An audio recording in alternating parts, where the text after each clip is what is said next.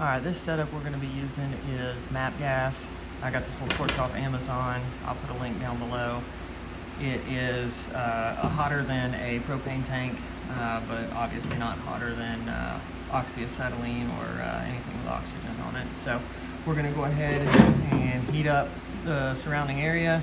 Go ahead and dip the rod in there. We're not using any braze, so we're just going to go ahead and heat it up, and I'll show you guys how this thing works. The audio was really bad. It just kept picking up the torch, so I'm going to do a voiceover. What we're going to do here is just heat up the surrounding material, the surrounding area. What you don't want to do is just dip the rod in there and then hold the flame to it so that the flame melts the rod, because then you're not going to get a good connection. It's not going to fuse and penetrate correctly. So just heat up the surrounding area. You can see me testing it here. We're waiting on the metal to get hot enough to melt the rod itself. Right there, you can see that it's actually hot enough. It's melting, it's fusing, everything's working correctly.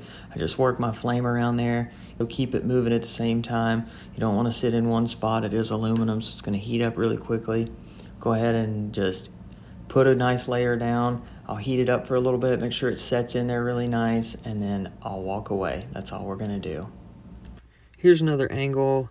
What you'll want to do is grind the metal. You don't want to try and put this down over any paint or anything.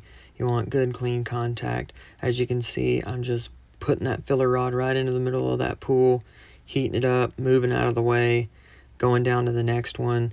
You can see those little pieces that are on fire. That's old silicone that I didn't get out of the way. I did grind that down so it made good contact. And you'll see I'll slow this down. Just nice, one fluid motion. Put that rod in there. Make sure you're working that heat around and around. You don't want to keep it sitting. And then push that filler rod down into that material to make sure you're getting a good braze all the way around. That's pretty much it. It doesn't have to look pretty or fancy. You can see here I had a big glob on there, so I'm just going in and flicking it off out of my way while it's still hot, using that torch to keep that aluminum liquid, and then I will just push it off out of my way to make it a little bit easier when I go behind to grind everything up. So I want to show you one last thing. If you have old, thin, or corroded aluminum and you start putting this heat to it, it's going to completely blow out. I have a video in my channel that shows you exactly how to fix that, but you're basically going to have to cut it out and then put in a brand new aluminum plate.